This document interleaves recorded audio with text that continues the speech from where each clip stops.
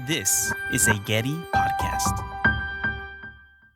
Hi, I'm Zoe, and I'm one of Getty's podcast producers. I'm popping into your feed to share an episode from our Recording Artists podcast. This series tells artists' stories using recordings and writings from the Getty Research Institute archives.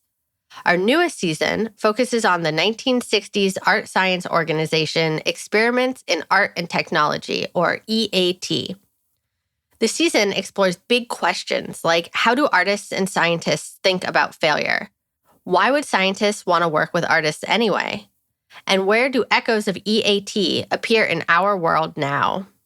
Today, I'm sharing the episode on Robert Rauschenberg, a prolific experimental artist, and one of the co-founders of E.A.T. To listen to the rest of the season, subscribe to Recording Artists on your favorite podcast app, or visit getty.edu/recordingartists. Here's the episode. It couldn't be done today. It was done before its time, and it's too late now. That's a rare moment. That's artist Robert Rauschenberg. He was a major figure in 20th century art. An exuberant maverick whose multimedia work paved the way for pop art and much that followed. But he's talking here about a part of his career that is less well known. His work with the art science group called Experiments in Art and Technology.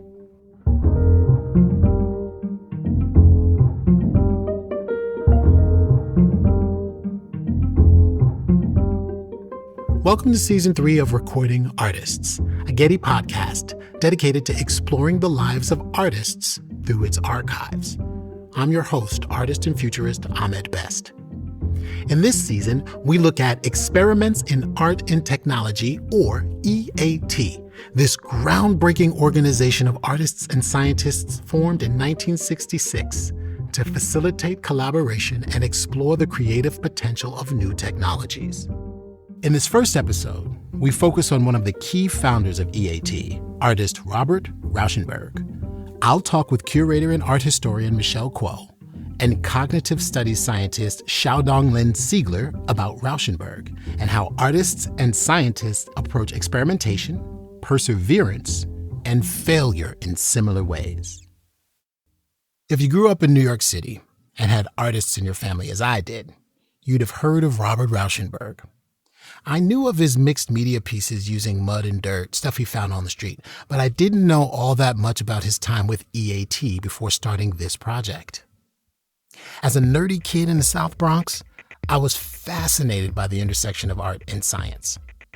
Comic books and sci-fi movies captured my imagination. I saw my first computer in the 5th grade. It was a Commodore PET. I wrote my first line of code on that computer, and I was hooked on figuring out how to smash together art and technology. Since then, I've worked on some of the first motion capture technology with Star Wars and taught college students a class called Inventing the Future. So when Getty invited me to talk about artists and scientists who came together in the 1960s to figure out new ways to collaborate, I jumped at the chance.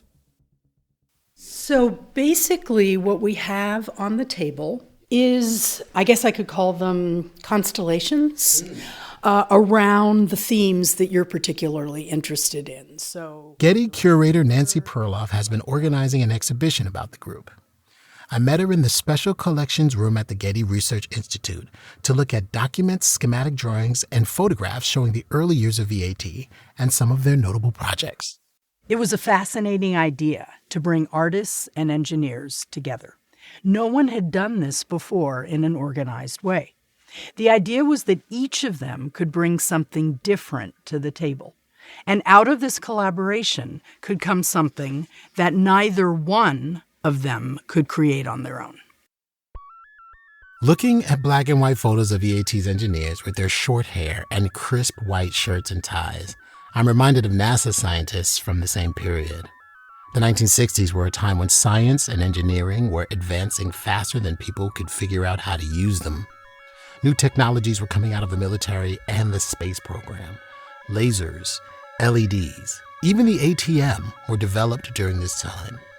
It was almost scary how fast things were changing and advancing, and no one really knew where it would lead.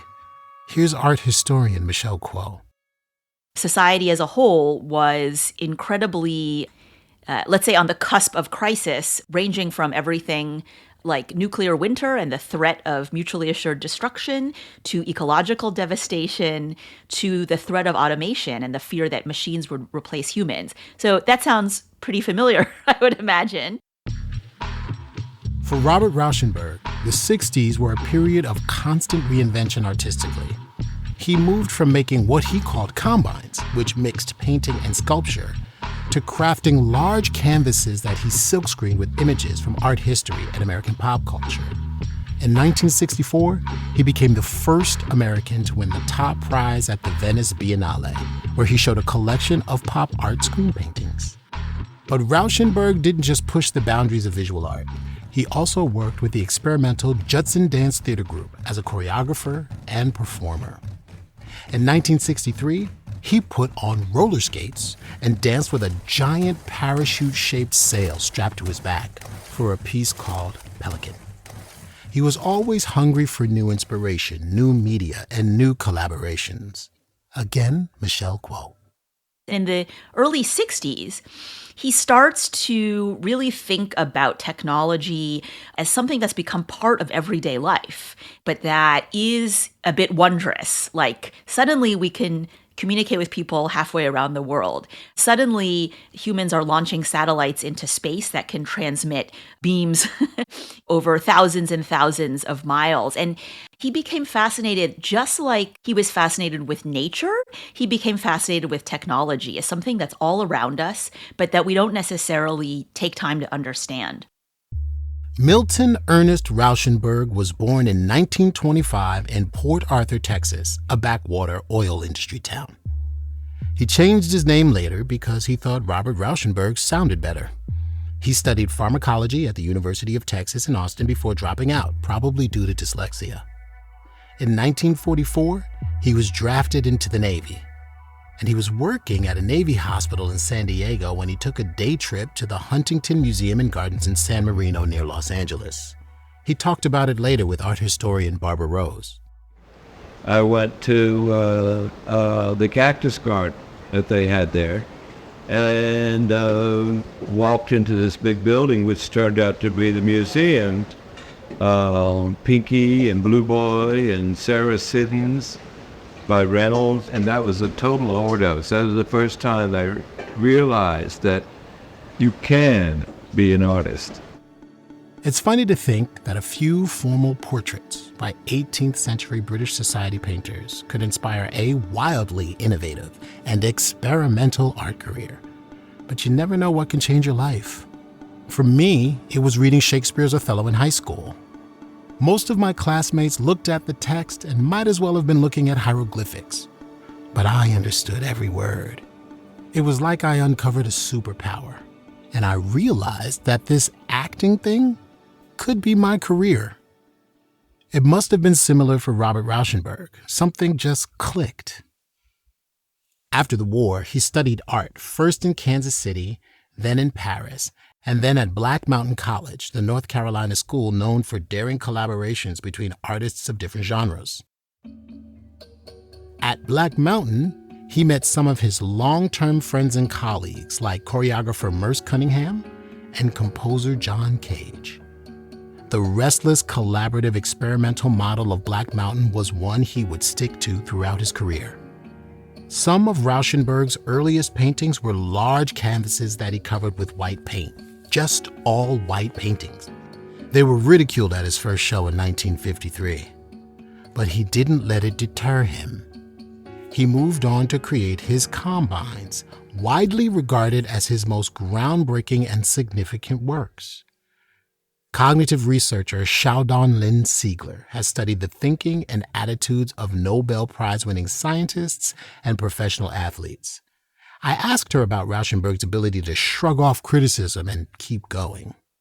When you're talking to these people, specifically like people who are high achievers, what is it that makes those people actually want to try?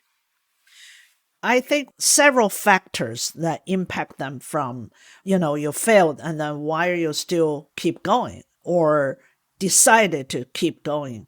And one major factor I saw is very strong, uncontrollable passion and an interest in what they want to find out.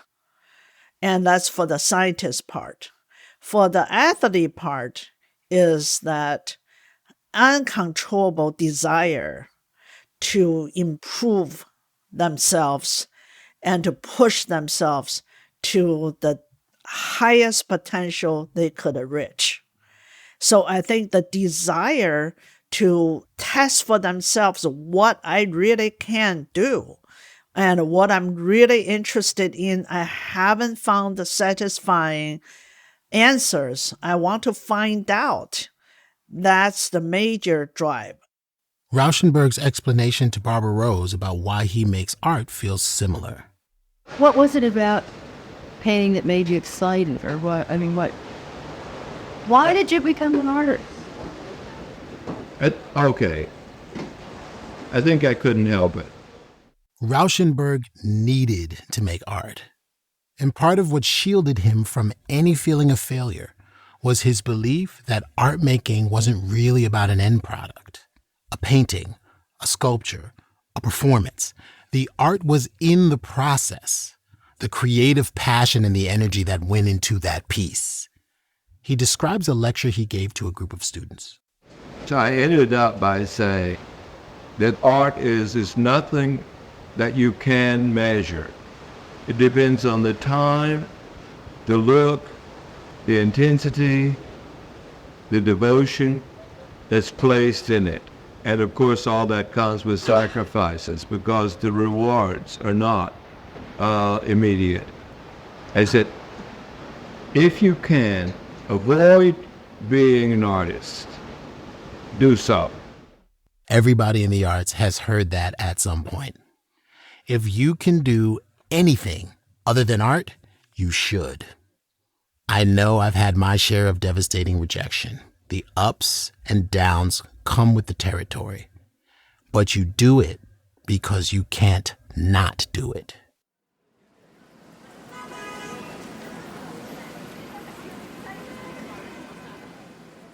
If there's a seminal moment for E.A.T., one of those events that doesn't seem like much at the time, but in retrospect has real significance, it has to be the meeting of Robert Rauschenberg and Billy Kluver.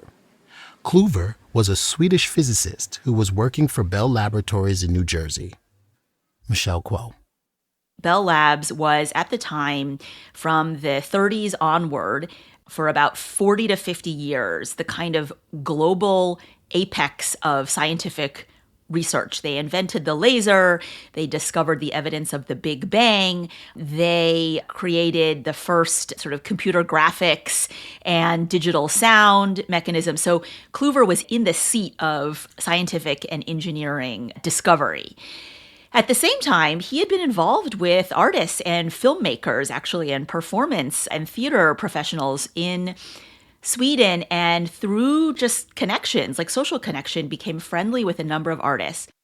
It was through his collaboration with Swiss artist Jean Tinguely that Kluver met Rauschenberg. Tinguely worked with Kluver to create in 1960 a work called Homage to New York in the sculpture garden of the Museum of Modern Art in New York. And in an early spring March evening, they set off this gigantic contraption that had wheels and whistles, and basically it was a sculpture that Tinguely said was supposed to destroy itself, and that it would actually explode at the end of this performance. Rauschenberg was there, and so Rauschenberg himself had created a little contraption that he called Money Thrower that was sort of in response to this big auto-destructive sculpture, as Tinguely called it, and that's where Rauschenberg met Kluver on that rainy evening in New York. The two of them hit it off and started working together on sculptures and installations. For Rauschenberg, Kluver was a gateway to science and technology. Rauschenberg later said, Billy Kluver gave me the suggestion that the possibilities in technology were endless. Michelle Kuo. I think Rauschenberg and Kluver and these other artists thought, well, what if we could take these technologies that are in development, technologies that 99.999% of ordinary people have no access to, let alone knowledge of, and what if we could think about them differently and maybe make them do something else, and maybe make them sort of experimental in the artistic sense rather than only in the technological research and development sense. Rauschenberg and Kluver started to conceptualize a series of performances that would involve a large group of artists and engineers working together using new technology to create live performances that had never been seen or experienced before. They started pulling in collaborators. Rauschenberg's circle of artists, dancers, and choreographers like Deborah Hay and Yvonne Rainer, along with experimental musicians and composers like John Cage and David Tudor, and Kluver's contacts, scientists and engineers from Bell Labs in New Jersey. Ultimately, they enlisted 10 artists and about 30 engineers in a months-long process to develop a slate of performances. They would meet, this kind of amoeba-like shape-shifting group of people, and they would have all these ideas. So the artists would throw out all these ideas. And the thing that everyone remembers from that time is that the engineers would say, whoa, like these things that you're throwing out, like there is no way we can realize that. Initially, the group planned to stage these performances at an arts festival in Kluver's native Sweden. When that fell through, they chose instead a New York venue, a huge hangar-like space with an art history pedigree. It was the 69th Regiment Armory Building in Manhattan, where the 1913 Armory show that introduced Duchamp, the Surrealists, and other avant-garde artists to Americans had taken place. They were hoping to be equally groundbreaking. The show was scheduled for 9 nights in October 1966, and it wasn't some fringe happening. It was a buzzy art world event called 9 Evenings, Theater and Engineering. In total, an estimated 10,000 people attended. And it was indeed like nothing anyone had seen before. 9 evenings entailed everything from live sound transmission, experimental music, experimental choreography with lasers, infrared cameras, transistor radios, walkie-talkies, kinetic sculptures, gigantic inflatable plastic tunnels, oscilloscopes, and they created these very, very interesting events. What kind of interesting events? Choreographer Steve Paxton created a labyrinth made of clear plastic tubes that audiences had to walk through.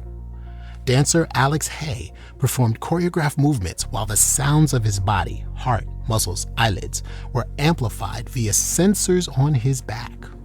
John Cage had the audience wandering past illuminated radios, telephones, and kitchen appliances, which he had fitted with contact microphones. Multimedia artist Oyvind Fahlstrom devised a theater piece with live actors, a singing pillow, snowflakes that fell upwards, a woman in a plastic swimming pool of jello, and a triptych of slide movie and television projection screens. The film footage of 9 Evenings is kind of fascinating. Along with performance excerpts, you see the engineers still in their white shirts and ties. There are switchboards and transmitters and miles of cables. There's a large audience of people sitting on bleachers or milling around in the dark. The women are in coats and dresses, the men in jackets and ties. It's a very white crowd. And then finally, the last group, I guess I would call 9 Evenings. Yes. I looked at some of the ephemera from 9 Evenings at the Getty Research Institute archive with curator Nancy Perloff, including a handwritten description Rauschenberg made of his 9 Evenings piece. Let's take a look at what Rauschenberg says here, because I think this is helpful. Tennis is movement put in the context of theater. Rauschenberg was really interested in theater, as you were saying, happenings, things like that. It is a formal dance improvisation. So now we've got theater and then improvisation. The unlikely use of the game to control the lights and to perform as an orchestra interests me. The conflict of not being able to see an event that is taking place right in front of one, except through reproduction, is the sort of double exposure of action, a screen of light and a screen of darkness. Rauschenberg's contribution to 9 Evenings was a piece called Open Score, which took the form of a tennis game between tennis pro Mimi Kanarek and painter Frank Stella. They played on a makeshift court lit from high above by 48 individual spotlights, using tennis rackets that were fitted with contact microphones, transmitters, and antennas. Each time one of the players hit the ball, the sound of the vibrating strings was transmitted to speakers around the armory. Picture a live-action version of the Atari video game Pong.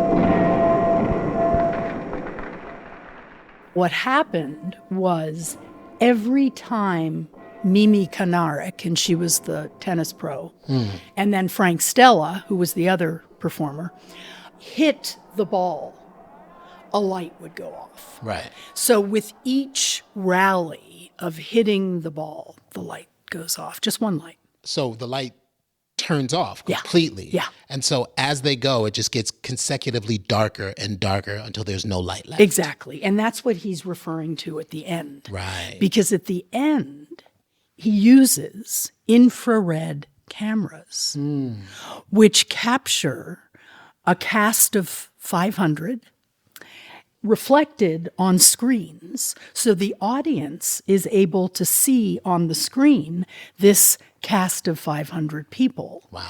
But the armory itself is completely dark.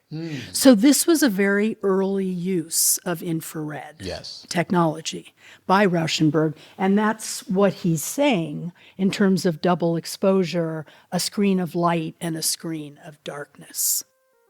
All of these performance pieces are fun to talk about, and in the archival footage, they look compelling. But for the spectators there in the armory, 9 Evenings was a disappointment. Many came expecting something spectacular and mind-blowing, something theatrical. Maybe the promotion was to blame. When you see the ads for 9 Evenings, it says things like, you will see people float in the air, you will have this, transformative experience of wonders. And so it's very much billed in this kind of P.T. Barnum way. And so I think that also, in a way that probably the artist did not intend, drummed up expectations for some kind of spectacular fireworks extravaganza. And then, of course, it wasn't that. Even if the tech had worked seamlessly, they would get like a weird drone sound from John Cage. But the tech did not work seamlessly. It was intermittent and erratic. Sometimes it didn't work at all. For Rauschenberg's Open Score, each time they hit the ball, another spotlight was supposed to switch off automatically. At the first performance, though, engineers had to rush to unplug one light at a time as the game progressed. When the infrared cameras wouldn't turn on, an engineer eventually fixed the problem by doing what we all do now when we're faced with a mysterious tech failure. He unplugged everything and then plugged it back in. If you've ever worked on a play, even a high school play, you might remember a tech rehearsal where they figure out the lights and the sound. There's a lot of starts and stops, a lot of waiting around. It was a bit like that, except in front of a paying audience. So they're frantically trying to get this to work, and the audience has to wait, in some cases for hours, and they're getting really angry and impatient. Imagine an angry audience at a theater, and it's not the most fun experience. So it was a real experiment in every sense of the word. Disharmony at the Armory was how New York Times critic Grace Gluck titled her summary of the show. She quoted one spectator who said the show was brave, experimental, inventive, uncompromising, and I yawned all the way through it. New Yorker magazine art critic Peter Sheldal had one of my favorite summaries of the performances. They were malfunctioning, formless, benumbing ordeals. To appreciate 9 Evenings, you had to have not been there. As someone who's performed in some pretty edgy and experimental shows, I give a lot of credit to the artists, engineers, and performers who stage 9 evenings. It takes courage to get up and do something when you don't know how it's going to go over. There's already a lot of insecurity involved in being an artist. To put something out there can be terrifying. So it's interesting to see that the artists and engineers weren't crushed by the bad reviews.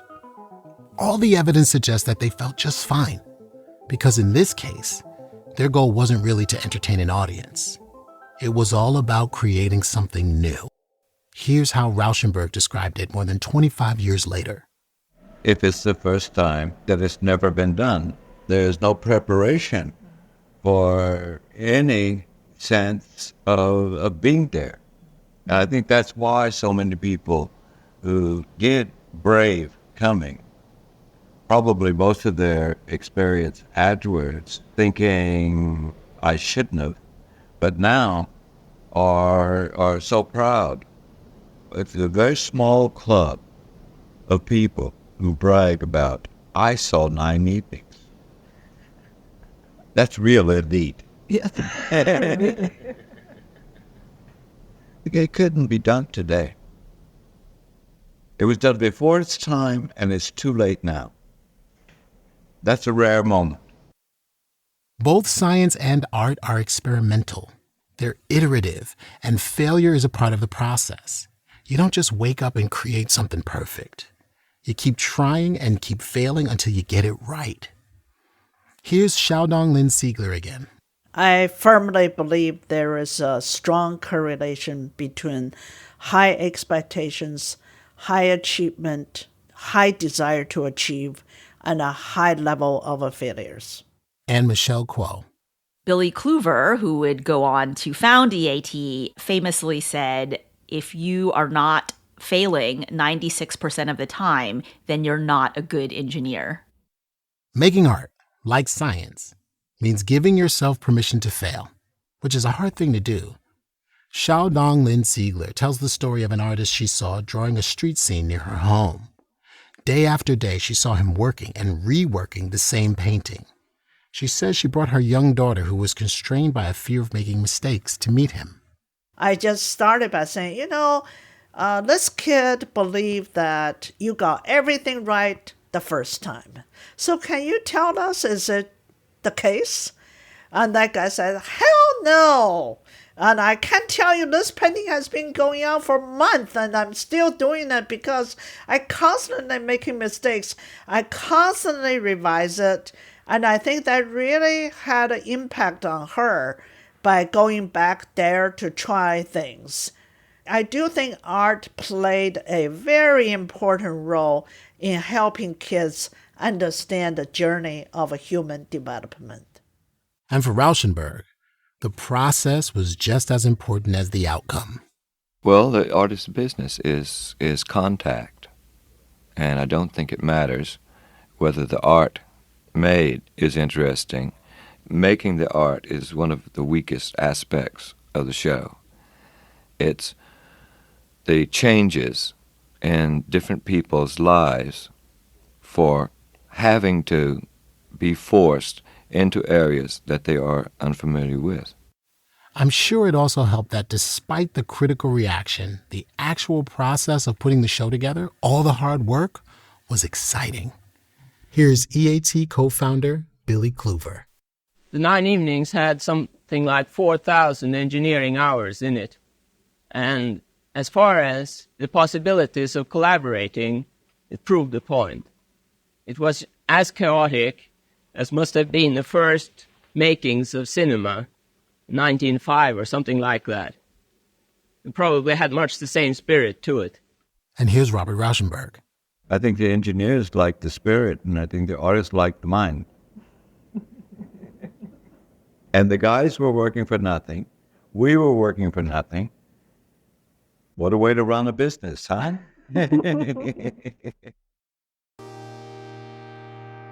A month after 9 evenings, the participants called a meeting at a New York hotel to assess the level of interest in an ongoing art-science collaborative. 300 people showed up. Experiments in Art and Technology, E.A.T, became a formalized nonprofit organization with Rauschenberg and Kluver, alongside artist Robert Whitman and engineer Fred Waldauer as officers. They had a board of directors, a permanent staff, and an office on East 16th Street. E.A.T would be a connector, a network for artists and engineers around the world to collaborate just as the participants of 9 Evenings did. There was a newsletter, a lecture series, and a conference. At its peak, it numbered around 5,000 members. But just as E.A.T was being formalized, Robert Rauschenberg began to drift away from the group. I think for Rauschenberg, he felt as E.A.T was growing in that way that he wasn't needed as much to be part of this organization because he didn't want to become a, administrative, centralized bureaucrat. That's really the opposite of what he wanted to do. The politics of the 60s and the 70s also made this continued collaboration less appealing. With the Vietnam War raging, the growth of the military-industrial complex, ecological disasters, and the looming threat of automation, big science was becoming a more controversial partner for artists. As he did throughout his career, Rauschenberg moved on to new collaborators and new media, though he didn't lose interest in using art to push the boundaries of technology, and vice versa. He collaborated with engineering behemoth Teledyne to create Mud Muse, a tank of driller's mud that bubbled in response to audio stimuli. He worked with manufacturers in Japan on new processes to print on ceramic tiles. In fact, he never stopped experimenting with new technologies and new mediums and collaborating with new people, both in the arts and sciences. I'll end with this clip from his interview with Barbara Rose, explaining this compulsion to always seek out the new. I enjoy the urgency and the emergency of like working in a strange place with new material. And new people. And new people, because that's where the possibilities are. But why do you think that's true? I mean, I know that, we like to have people around. I don't want to be safe. That's where I get my energy, is not knowing what's going to happen next. The worst thing that can happen to me is I'm bored.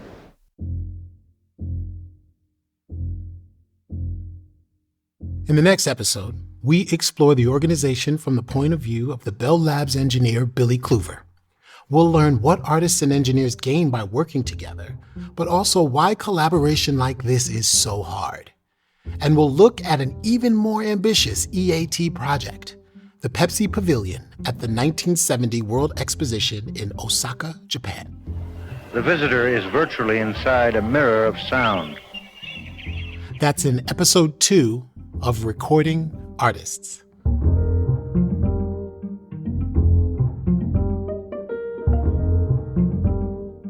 This podcast is sponsored by the Getty Patron Program.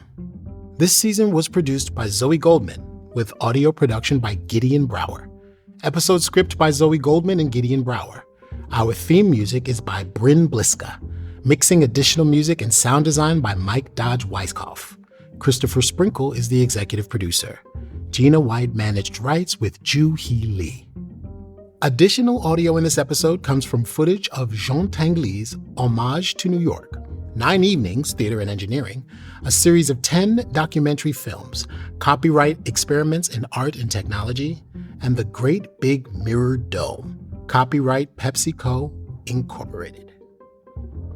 Thanks to Nancy Perloff and Megan Mastroianni for their research.